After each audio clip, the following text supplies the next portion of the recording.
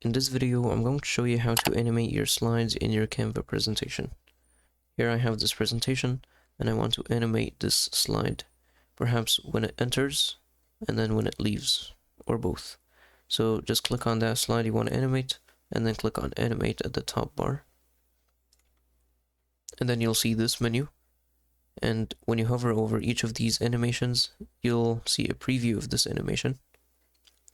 So all of these are nice. I'm going to choose corporate. And then if you want to change when this is appearing, when this animation starts, you can choose both. That means both when the animation, when the slide starts and when it goes is going to work, or on enter, which is just when the slide enters, and then when you go away from the slide, it's just going to snap to the other slide without any transition. And on exit, which is the opposite of enter. So I'm going to just make it both, and that's it. And if you want to preview it, you can just hover over the corporate or any animation and just wait for it, and then you'll see the end as well.